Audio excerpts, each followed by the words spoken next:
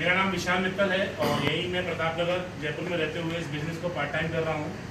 और प्रेजेंट में मैं अपनी प्रैक्टिस कर रहा हूँ CS LLB MCOM CPA 5 डिग्रियों के साथ में। और नंदू सर के माध्यम से और उनजी के माध्यम से बिज़नेस मुझे देखने का मौका मिला।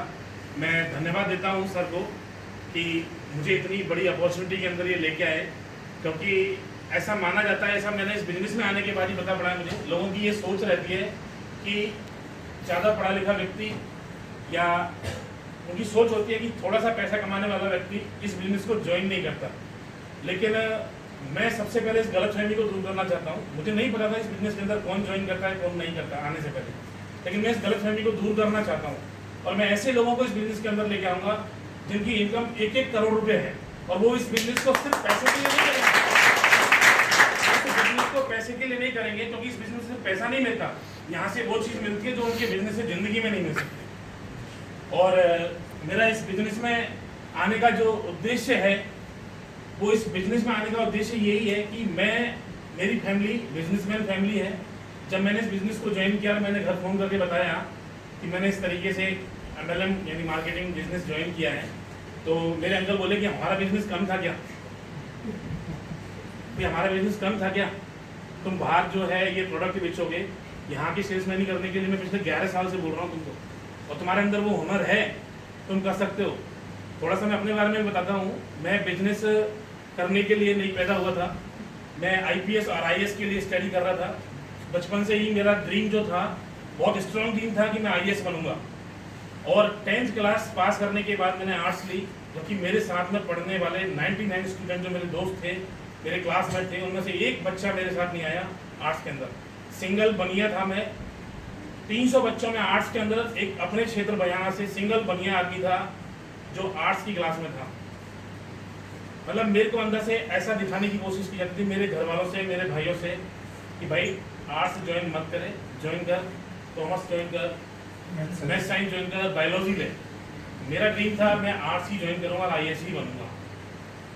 और मेरे इस ड्रीम को पूरा करने के लिए मैं 12th क्लास पास करके और उन 300 बच्चों में टॉपर बन के गवर्नमेंट स्कूल से आया, तब मेरे पिताजी को लगा बाकी में कुछ कर सकता है।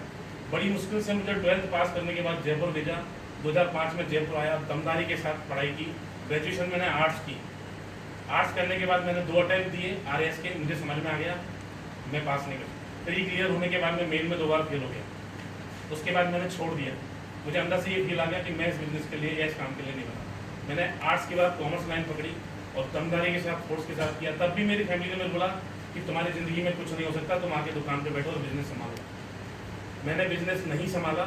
मैंने फिर एक विश्वास दिलाया कि मैं जो करूँगा टॉप करके दिखाऊंगा। सबने मना किया कि कुछ नहीं कर सकते ज़िंदगी में, कुछ नहीं कर सकते, लेकिन मैंने आर्ट्स से कॉमर्स कन्वर्ट करके और ज़िंदगी में वो करके दिखाया जो मेरे घर वाले भी नहीं सोचते। सबसे ज़्यादा पढ़ा लिखा व्यक्ति मैं हूँ। मेरी पूरी रिश्तेदारी में अगर मैं देखूँ तो कोई व्यक्ति इतना पढ़ा लिखा नहीं है जितना पढ़ा लिखा मैं हूँ। जब मैंने इस बिज़नेस का डिसीजन लिया, इस बिज़नेस का डिसीजन लेते कि कोई सवाल फिर दोबारा मेरे सामने आया 7 साल बाद कि फिर तुम गलत ट्रेन पकड़ रहे हो। मैं कहा उस वक्त भी आपने बोला था कि गलत ट्रेन पकड़ रहे हो और मैंने आपको साबित किया था गलत। और ये ट्रेन मैंने अब जो पकड़ी है ना, इसके अंदर तो मैं आने वाली पीढ़ियों को सुधार दूंगा, इतना विश्वास है।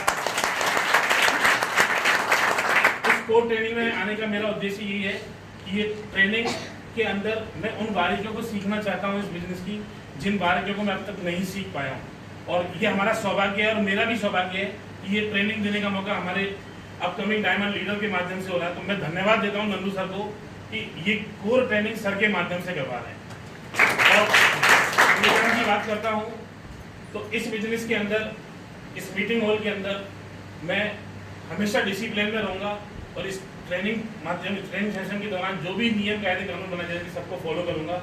और सिर्फ यही नहीं, इस नियम कायदे कानून को मैं ताउम्र फॉलो करूँगा, क्योंकि यहाँ से बताए हुए नियम कायदे कानून असल जिंदगी में भी काम आने वाले हैं, सिर्फ इस ट्रेनिंग हॉल तक ही सीमित नहीं है। धन्यवाद।